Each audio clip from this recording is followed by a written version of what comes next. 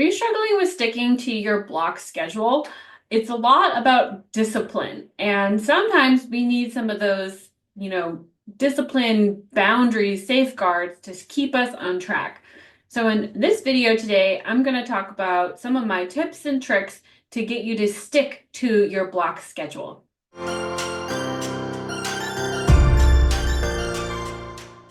Hey guys, Corinne here, and welcome back to my channel. Today I'm going to give you some tips and tricks on how to stick with your block schedule. So if you're new here and you have never seen one of my videos, I help moms simplify their home, health, and business so they can create freedom for what really matters most to them. So one of the things that I really talk about is following a blocked schedule so you can fit in all the things that are important to you. But as humans, discipline is really hard for us, right? It's really hard to know when it's time to shift to the next thing, when it's time to, get ready to wrap it up. It's hard for us to always stick to the plan, right? Similar to losing weight, right? People usually know how to lose weight of like, okay, well, I just need to eat less and I need to get more exercise. But the follow through of doing that is the hard part, right? So I'm going to take you behind the scenes with my phone and I'm going to show you what I do, right, to set up my alarms and the sort of little boundaries to keep myself on track throughout the day with my block schedule. Now, before I go onto my phone, one important thing to tell you that I can't really show you with my phone, right, is that I use my Fitbit. So one way that I do this in the morning, the very, very first one, and some of the subsequent alarms afterwards, I have an alarm on my Fitbit that it will vibrate, not make a noise, right? So the beauty of this is that it's not like intrusive, so it doesn't wake my husband up. And if I'm like on a Zoom call or something and I know, hey, we've got to wrap it up here in 10 minutes, the person on the Zoom call is not going to hear it. I'm going to feel it right on my wrist, but they're not going to hear it. And they're not going to be like, what is that alarm going off, right? So that's the important part here. So I use the two tools together while I'm sharing my phone. You're only going to see that one, but I'll reference the Fitbit part, okay? So let's go behind the scenes and now you can see what I do on my phone to keep me on track during the day.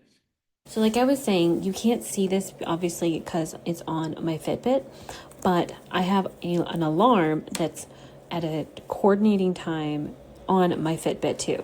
So the first one, okay, here at 5:10 a.m., right? I have this alarm on my phone, but then on my Fitbit, I have one for 5 a.m. So I have this little 10-minute window for when my Fitbit goes off that I know this alarm is going to go off. So I need to get in my phone and I need to shut it off for the day. Okay. Or I need to be in another place of the house where I can shut this alarm off immediately as soon as it goes off. Okay. So the next one we have is at 7. And this is when I need to help get the kids ready for school. And it's really important to me that I do this so that it's not relying just on my husband. And then you can see I still have it going off on Saturdays because my kids are still usually up around this time and I want to be out and present and like ready to greet them basically. So I have this alarm still set for 7.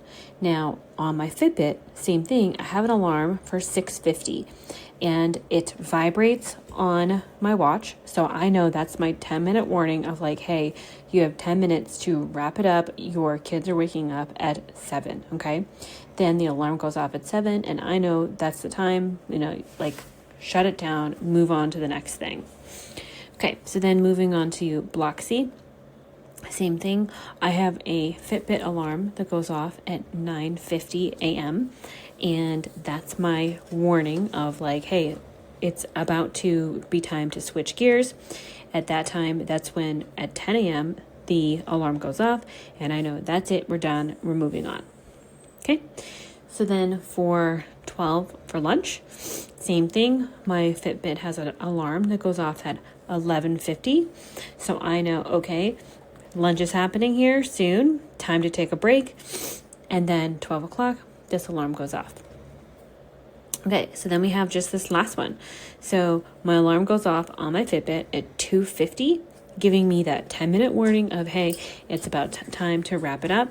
3 o'clock is like, hey, it is time to go. We have to go pick up the kids from school. Otherwise, I will be late. So this 6 o'clock one, this last one, this is like the last block of the day. I don't really need this one anymore because basically the last block of the day just starts as soon as dinner's over. And I don't really need an alarm for that because, dinner's done, we're moving on to the next thing kind of thing. So for us, it's usually like we do a couple of tidy up things. And then once all that tidy up is done, we move on to family time or, depending on if people want to just go do something independently, kind of just depends on what everyone's doing. But this is the alarm system I use so that I have, like I said, it's really important to always have that 10-minute warning, that little 10-minute buffer reminding you to wrap it up. It's almost time to be done. And then all of these alarms are the ones that are like, it's done.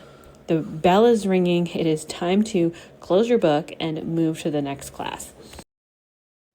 Okay, so it's really that easy. It's just setting up some alarms and sort of helping the future version of me to stick with the plan. Oftentimes, I feel like when I make decisions in the moment to like not follow the plan and just want to go like, whatever, I'm using my like toddler, high schooler, rebellious brain. Whereas when I'm setting up the alarms, I'm using my adult, higher strategy brain, right? So we're trying to keep ourselves on that higher level strategy plan, right? And really sort of try to coach ourselves when we're in that rebellious moment. So I hope that was helpful. Go set up alarms and to follow and stick with your block schedule, and I'll see you in the next video.